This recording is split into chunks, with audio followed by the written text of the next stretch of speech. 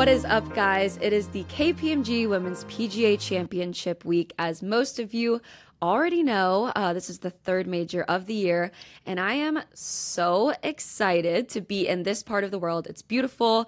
I've never been before, and this is our first mini episode.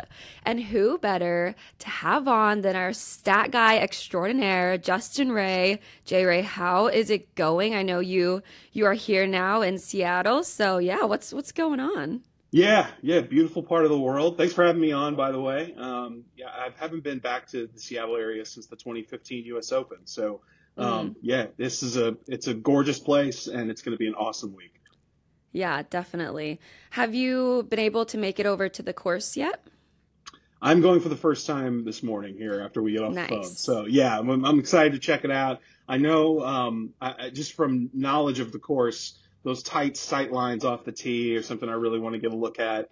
The towering trees that kind of line every fairway. It's kind of got a unique look to it. So I'm excited to see the golf course and go get boots on the ground out there and feel it out. Oh, yeah. Well, you are in for a treat. It is a beautiful golf course. And like you said, it is definitely tree lined. It is very tight. I would not want to play that course. I can confirm.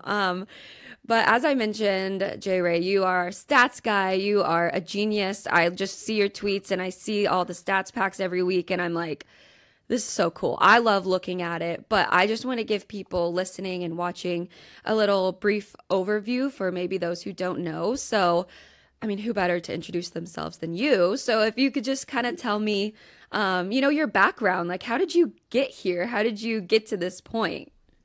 Well, first of all, your bar for declaring someone a genius is clearly very low if you're deeming it to me. But Never. I grew up in golf's always been part of my life. My dad has worked for the PGA of America for 35 years now. Okay. But I grew up primarily playing all sports. I was kind of an all sport kid. Didn't take golf too seriously. I retired from baseball after there wasn't much demand for pitchers in college who threw 80 miles an hour. So shifted away from that. But I went to the University of Missouri to study journalism. I kind of I've been a back of the baseball card kind of guy. That's the way I like to describe it in terms of loving stats and numbers and stuff. I wanted to work in sports TV. I thought I'd be Dan Patrick. I got to college and realized there were about 10,000 other guys who thought they were going to be Dan Patrick as well. So I shifted my focus a little bit to behind the scenes, but my goal at the time, ESPN was kind of a mountaintop, and I wanted to work there.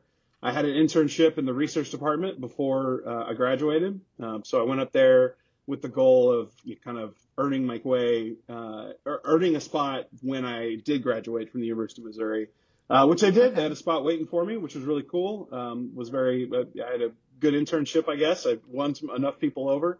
And look, in the ESPN research department, there was always a ton of resources for the NFL, the NBA, Major League Baseball. But there seemed to be a gap there when it came to golf information. And we're talking about, I'm aging myself here, but this is 2008, 2009.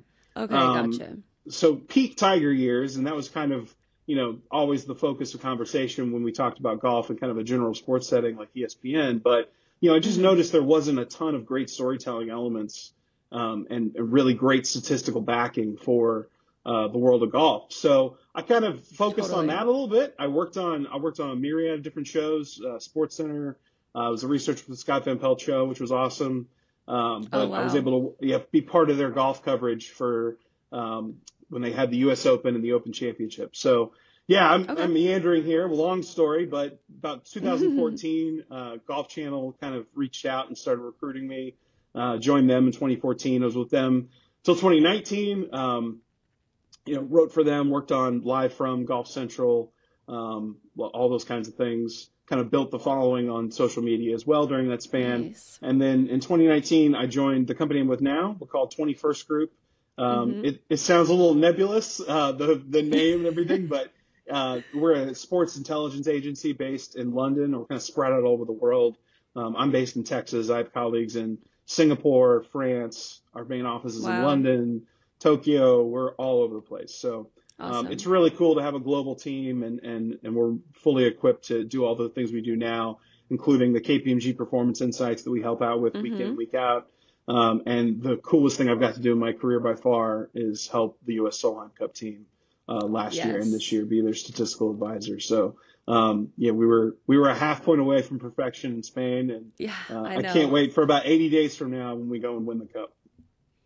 Oh yeah, I am counting down the days till the US Solheim Cup. I'm super excited. And it was, speaking of Solheim last year, that was really cool to just kind of see how Stacy utilized you and just all of those stats. It's just something that I don't think a captain has done in the past. So I'm looking Yeah, forward to Solheim Cup this year. I think it's going to be super interesting. We may just have to catch back up. for sure. But for now, we got to talk about the major at hand. And I just want to say too, since I've been working at the LPGA, KPMG Performance Insights came on board, and I have just seen the biggest difference. And it's been so cool to be able to follow the stats and not just kind of have to guess. So that's been amazing to see that and to see it grow.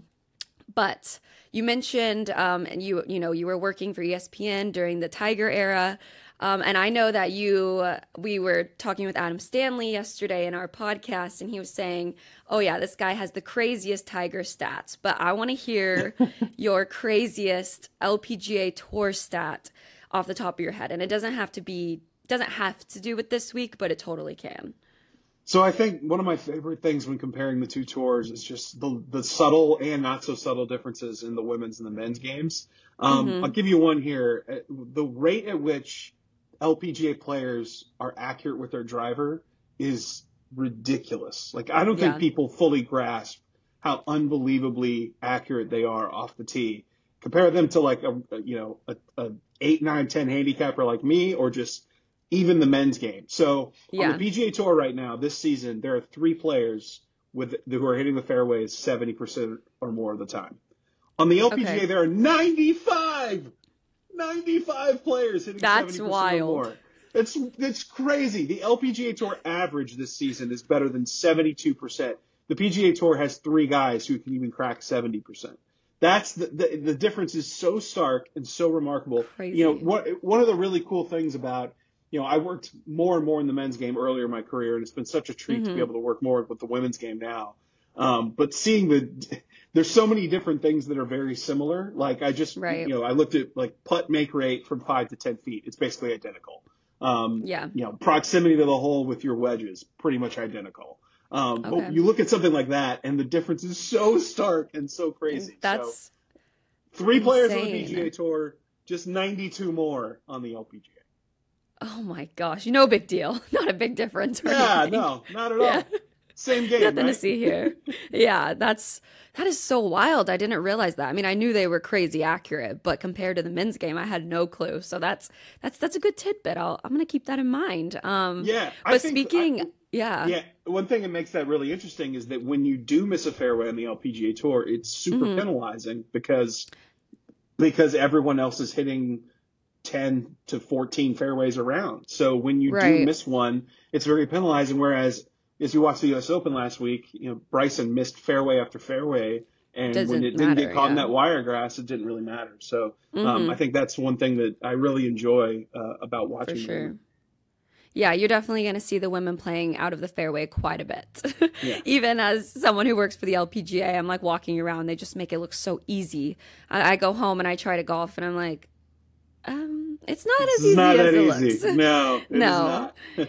unfortunately not. But speaking of, hitting it into the fairway, that is going to be very important this week. As you will see later when you head to the course, like we talked about earlier in this episode, it is tree lined. Those fairways are very tight, and I know on some of the par fives, it can be very penalizing if you aren't in the fairway or you can get blocked out. So, do you know who do you think fits that script? Who is really good off the tee and will most likely be hitting a lot of fairways? Yeah, so the players who finished in the top 5 the last time we were here in 2016, all 5 of them hit at least I'm going to say 71% or more of their fairways. I had to look over at my notes, but they were all in the top 20 for the week in the field in terms of driving accuracy. So that gives you a little bit of an indication of if you're wild here, it's going to be penalizing. You're going to be fighting to make par, and the competition's going to pass you by. I look at a player like Yuka Sasso, who is super powerful, crushes the ball off the tee. We loved watching the super high ball flight at Lancaster a few weeks ago, and she was able to get her ball into some great positions. But she's outside the top 100 on the LPGA Tour in driving accuracy this season. Her stroke gained off the tee numbers are great, but it primarily comes from her distance and not her accuracy. So I'm looking at players who, like, I like Alison Corpuz's game a lot. She leads the LPGA Tour in driving accuracy, but she does everything pretty well and has this season. She hasn't broken through with a big win, backing up her U.S. Open victory last year, but her strokes gained numbers across the board are pretty strong. So I'm looking at players along that vein that, look, you're going to have to put it. I know I'm going to sound like a broken record, but you've got to put it in the fairway in order to get yourself in good positions. And I think that it's going to be a little bit different than Lancaster, where yes, it was penalizing if you missed off the tee, but you were able to find some ways to maneuver through that. The tree line fairways at Sahalee really aren't going to give you a whole lot of options. So when I go into one of these big championships, if I'm looking at players to contend, it's a little cruel, but I tend to cross off names first before I find the ones I like and think are going to succeed. Yeah. And I think that if you're outside the top 100, below average on the LPGA Tour and fairways hit, I think it's going to be a really difficult week for you to get around. Yeah, and I think you mentioned, like crossing off names. I think it's been interesting at major championships because you see some players do so well, like the Yuka Sasso and Minjee Lee, and some of those players just really stand out from the others. Like, I don't know if it's just a mentality thing, as in they perform well at those events, they show up. But if you were to attribute that to something, why some of those players play so well in weeks like this, whether it's just the more difficult course or maybe it is a mentality thing, what do you think from your perspective it might be? From a statistical perspective, whether you're talking about the men's game or the women's game, what really separates the biggest, toughest championships is elite approach play. If you look at the last 2 years, the two winners of the KPMG, they both ranked in the top 3 for the week in strokes gained approach. They gained about 70 to 75% of their strokes gained for the week with their approach shots. So that's where you really separate. You think about Ronnie Yen last year. She was unbelievable. I think she missed like 7 greens for the entire week. Yeah. But it wasn't just crazy that she was hitting greens in regulation. She was getting them tight in really difficult spots. And just to repeatedly give yourself those opportunities to make birdies or have an easy 2-putt and move on to your next hole, kind of just systematically move through the golf course, you give yourself such an advantage when you're not scrambling and trying to save par as frequently as maybe the competition. So that's the big separating factor when you get to these difficult championships. I know at the U.S. Women's Open, really, Yuka putted her just tail off, and that was really the way she separated herself. So there are different ways to gain strokes on the competition in these big events, but by and large, the way players separate themselves and have elite performances in these big championships is with their approach. Right. Okay. And actually, with the last 2 events, the win probability for the winners was insanely low. I think Linnea at the beginning of her final round was like 0.001%, and Lilia Vu was something else crazy. I mean, do you think that's a possibility for this week? We've had a lot of first-time winners in major championships in the last several years. Do you think that's something we could possibly see? We could, but what I will say first, I want to talk about how much I love that we have win probability now available in KPMG Performance Insights. That's been something that's really cool, and it's really shined through these last couple of weeks because we've had such improbable finishes. With Linnea was outside the top 50 going into the final round in a 54-hole event, and goes out there and shoots 60, absolutely lights it up, and then has to wait for 4 or 5 hours. Yeah, it was like has to go so in a playoff. Long. Unbelievable. And then, like you mentioned, Lilia, she was tied for 14th. I have a great Lilia Vu stat about comeback victories. But when you get into these tougher events, you tend to see that it's more difficult to leapfrog in big ways up a leaderboard. The leaders might come back to you a little bit late in the tournament, but when you have terms like scoring was pretty low the last couple of weeks, and that creates a little bit more volatility sometimes coming down the stretch where a player can go out and shoot 61 or 62, which is not something we're going to see this week. Totally. at Sahali. So it's a little less likely, but yeah, those last 2 weeks, you were right. I had to, when looking through the document, I had to like parse through the information to get to the point, the decimal Yeah. point on how low Linnea's was. But it was an historic comeback, biggest final round comeback by Absolutely. position that we've ever seen on the LPGA Tour. So, Mm-hmm. yeah, it's a really cool additive element. I love I've come back to comparing it to other sports, but when they've got the win probability of, the Chiefs are down 10 on the road in the fourth quarter Yeah. and the win probability is 4% or something like that. Or Mm-hmm. I know on ESPN's baseball broadcast now, they actually have it in the corner in the score bug, Wow. and it's kind of cool to see. So I'm glad that we're catching up a little bit and we're able to give some Mm-hmm. more context to some of these great performances. Yeah, it was kind of funny because I feel like when it was launched, it was when Nelly was on her streak. And it was like, okay, yeah, of course there's a 90% win probability for her or, whatever the crazy percentage was. But it's been really interesting the last 2 weeks to see what Linnea and Lilia could do. I saw Lilia yesterday and I said, girl, you are crazy. She was like, I know.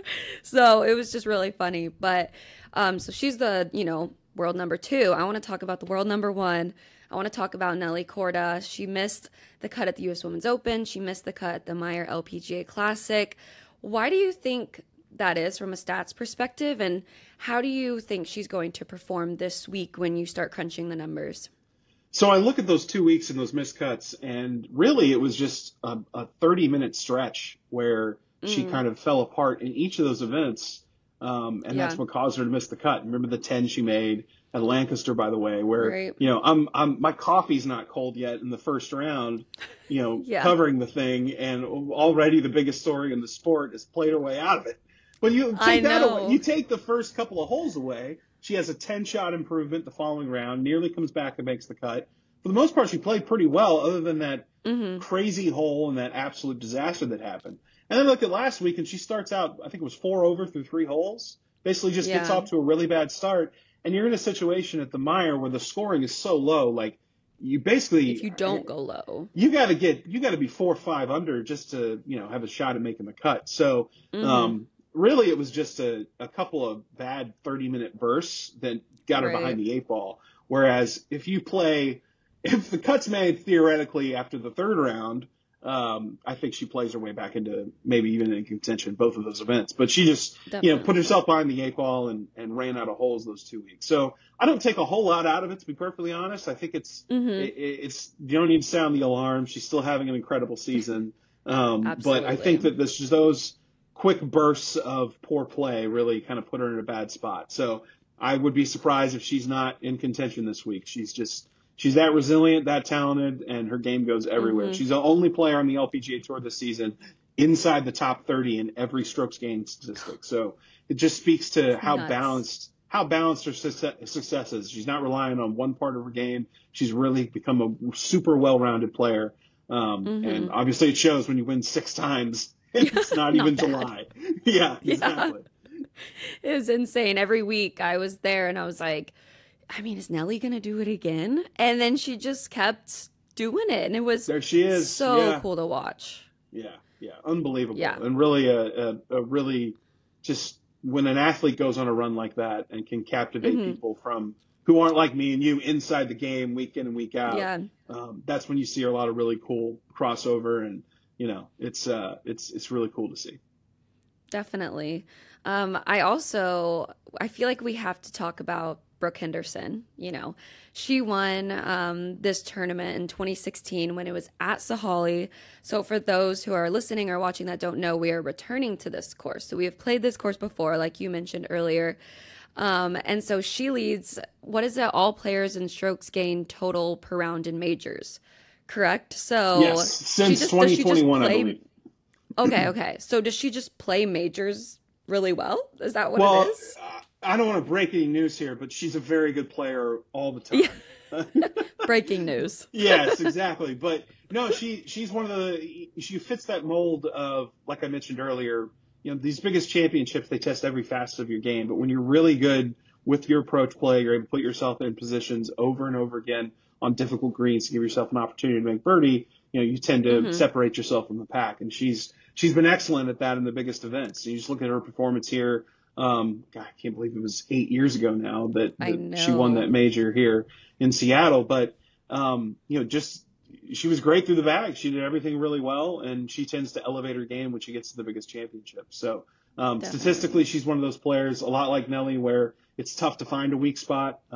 Her performance off the tee has really improved this year. She's always been really Mm-hmm. good with driver, but she's made some strides compared to last season in both, her strokes gained off the tee or driving accuracy. And it's led to some really improved performance numbers in terms of scoring average and strokes gained total compared to a year ago. Yeah. Yeah. So we'll be wrapping up here shortly, but I'm loving this conversation. So I keep asking questions, but Hey, fire away. um, yeah, no, I love it so much. Is there anything that we haven't touched on yet that you feel like the listeners and the viewers should know numbers wise?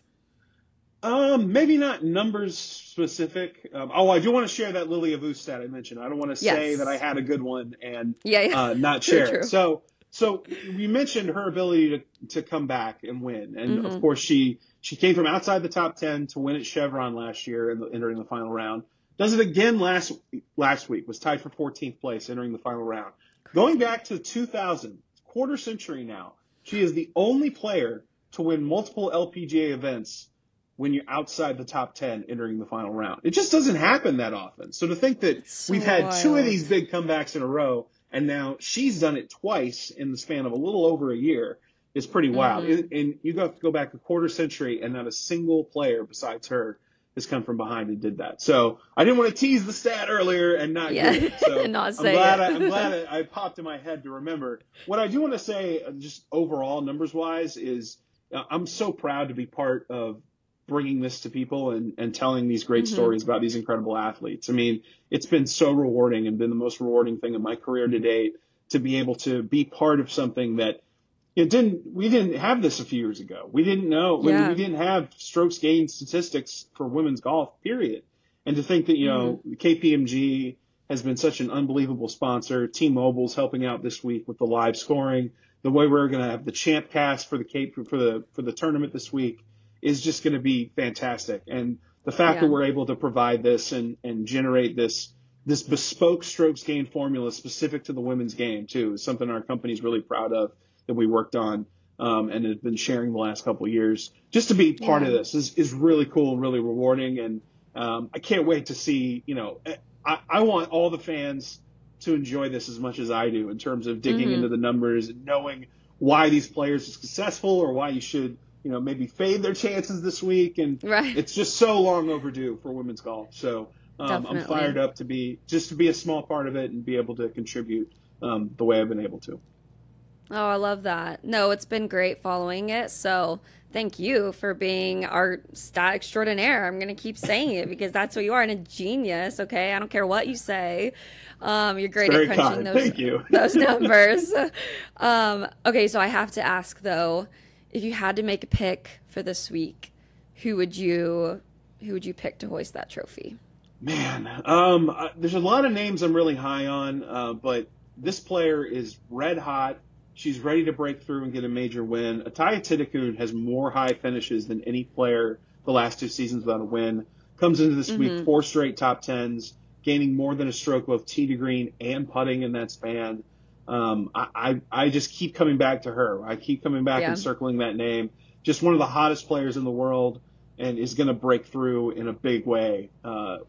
She missed a big chunk of the early part of the season, and already in the last couple months has passed Nelly for the lead in greens and regulation this season. It's wild. She's second in strokes gained total, second in scoring average. So, she's a little bit of an easy pick because she's been trending in the right direction, but I'm going to pick Ataya Right. to win this, get her first major championship win this week.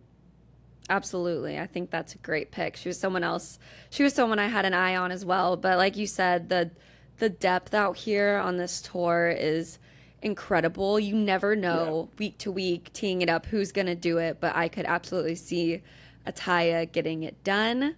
So, but yeah, I mean, I think that kind of wraps us up. And I just want to say thank you for everything that you do for the game and also for joining me and giving all these people listening and viewing all the insights. But yeah, this was fun. So thank you. You're welcome, Hope. I really enjoyed it. Awesome. Well, everybody be sure to tune in this week and follow along. Could you just drop your Twitter handle or your X handle? Because I feel like that's a good place for people to follow along as well. Yeah, I know. I can't take X seriously. The name I know. I'm at Justin Ray Golf. I contribute to the LPGA year round. I'll have a piece up next week breaking down some of the key numbers at the championship as it unfolds here. And I also write for The Athletic during the men's major championships. And then last thing, but if people want to follow along with stats, what's the best website to do that at? So the KPMG Performance Insights, it's free. It's free to the public. It's connected to the LPGA website. Just go to the stats portion of the LPGA site. You'll be able to get a link there. But we update it every week. And then this week on the LPGA website, you'll be able to link to the Champcast, which is going to have shot trails, live strokes gain data, everything you could possibly want. It's going to be awesome. I cannot wait to see it roll out. Yeah, that's going to be awesome. Well, thank you again, and I hope you have a great week, and I'll probably see you on site later today. Yeah, I hope so, Hope. Awesome. Thank you.